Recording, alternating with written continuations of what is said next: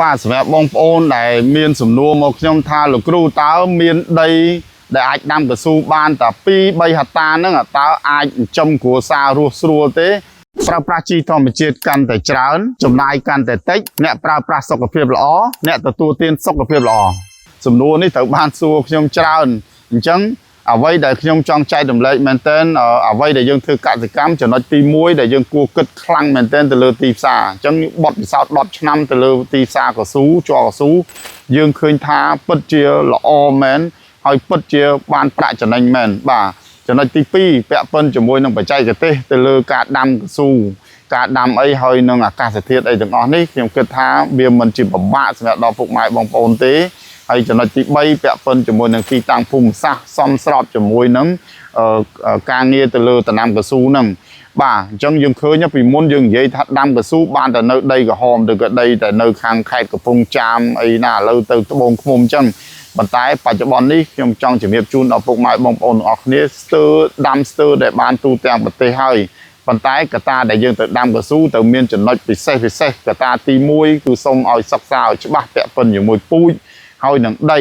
ព្រោះពូជហើយនឹងដីនេះគឺធ្វើឲ្យបានទិន្នផលស្របនៅអ្វីដែលយើងចង់បានពីព្រោះប្រភេទដីសយើងគួរយកពូជអីប្រភេទដីក្រហមយើងគួរយកពូជអីចំណុចទាំងអស់ហ្នឹងត្រូវបានលាតត្រដាងនៅលើ YouTube ទៅលើបទពិសោធន៍មួយចំនួនដែលបងប្អូនតែងតែចែករំលែកអញ្ចឹងបងប្អូនដែលមានដីដែលមានបំណងដាំកស៊ូខ្ញុំឃើញថាវាពិតជាមានប្រាក់ចំណេញប៉ុន្តែសូមឲ្យសិក្សាកត្តាទាំងអស់ដែលខ្ញុំបានជំរាបជូនហ្នឹងបើសិនជាមានដីដែលអាចដាំកស៊ូបានសូមដាំកស៊ូទៅរយៈពេល10ឆ្នាំនេះ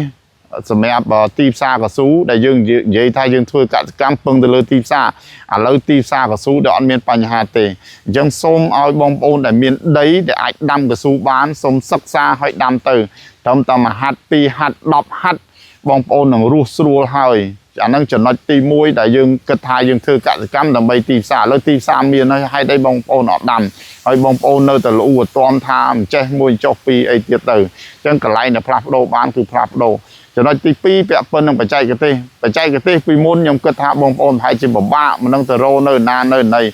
ឡូវនេះគាត់ទៅចុចទៅលើ YouTube ឬក៏ Facebook អីមួយចំនួនឬក៏អាចតាក់ទងមកខ្ញុំបាទផ្ទាល់ដើម្បីណែនាំដើម្បីពិភាក្សាគ្នានៅវិធីនិងបច្ចេកទេសនៃការដាំ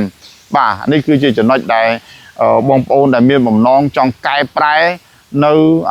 ដំណាំបងដែលបងប្អូនជួបបញ្ហាមិនចេះចប់មិនចេះហើយសេចថាធ្វើកសិកម្មកាន់តែយូរកាន់តែបញ្ហាកាន់តែមិនក្រទៅអញ្ចឹងម៉ោងនេះខ្ញុំគិតថាបើបងប្អូនដែលមានដីដាំកស៊ូសូមចាប់អារម្មណ៍ហើយសិក្សាទៅអាចដាំបានជ្រើសរើសពូជឲ្យបានត្រឹមត្រូវជ្រើសរើសដីឲ្យបានត្រឹមត្រូវទីផ្សារបងប្អូនមិនបាច់បារម្ភទេរយៈពេល10ឆ្នាំជាងដែលខ្ញុំប្រឡូកលើវិស័យកសិកម្មឃើញថាកស៊ូវាពិតជាមានប្រាក់ចំណេញពិតប្រាកដខ្ញុំឃើញតែគាត់ដែលដាំកស៊ូគាត់មានតែការបរិច្ពីមួយឆ្នាំទៅមួយឆ្នាំប៉ុន្តែជំហាននៃការបរិច្កស៊ូអត់មានដូចគេលក់ដីធ្លីទេគឺមានន័យថាកសិកម្មវាទៅតាមដំណើរម្ដងតិចប៉ុន្តែខ្ញុំអត់ដែលឃើញអ្នកដែលដាំកស៊ូក្រទេអញ្ចឹងសូមឲ្យបងប្អូនដែលមានដីអាចដាំបានសូមចាប់ផ្ដើមដាំហើយសិក្សាហើយសូមចាប់ផ្ដើមតែម្ដងពីព្រោះខ្ញុំឃើញថាឱកាសទឹកដីមាសរបស់នៅស្រុកខ្មែរវាពិតជាមានហើយពិតជាទីតាំង